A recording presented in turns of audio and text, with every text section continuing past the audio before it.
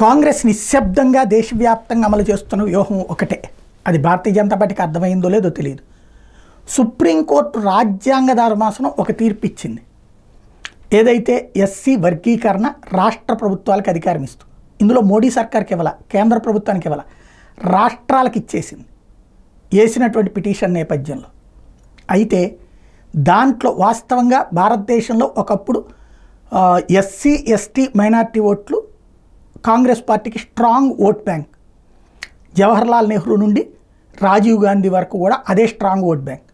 Bharatiya Janata party pickup అవడం ప్రారంభమయ్యాక దళిత బడుగు బలహీన వర్గాలకి అత్యున్నతమైనటువంటి అవకాశాలు ఇస్తూ రావడం వలన వాళ్ళు దాన్ని సాధించుకుంటూ వచ్చారు.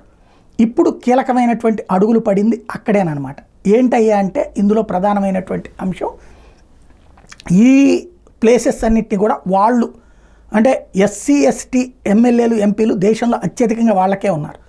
అలాగే రాష్ట్రపతిని ఎస్టీని, అది కూడా గిరిజన తెగలకు సంబంధించిన మహిళని తీసుకురావడం, అంతకుముందు ఎస్సీకి ఇవ్వడం, ఇట్లాంటి కీలకమైనటువంటి నిర్ణయాలు తీసుకున్నారు. ఇప్పుడు అత్యంత కీలకమైనటువంటి అడుగు పడుతున్నది ఏంటంటే, ఈ సుప్రీంకోర్టు తీర్పుని బేస్ చేసుకుని దేశవ్యాప్త ఉద్యమాలు చేయించడానికి కాంగ్రెస్ పార్టీ సిద్ధపడుతోంది.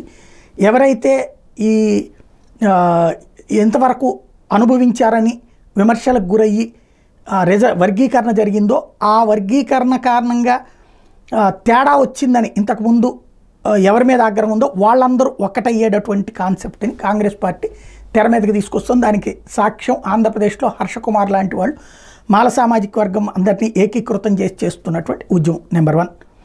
అలాగే నెంబర్ 2 వచ్చేటప్పటికి దేశవ్యాప్తంగా చిన్న చిన్న సంఘటనల మీద పెద్ద పెద్ద ఉద్యమాలు అన్నటువంటిది కాంగ్రెస్ పార్టీ పక్కా ప్లాన్తో చేసుకుంటూ వెళ్తోంది. అలాగే మైనార్టీలని పోలరైజ్ చేసి ఉద్యమాలు, ఈ సెక్షన్స్ని పోలరైజ్ చేసేటందుకు ఒక పెద్ద అడుగు వేస్తోంది. దీని పరిణామం ఎక్కడికి దారితీస్తుందో చూడాలి.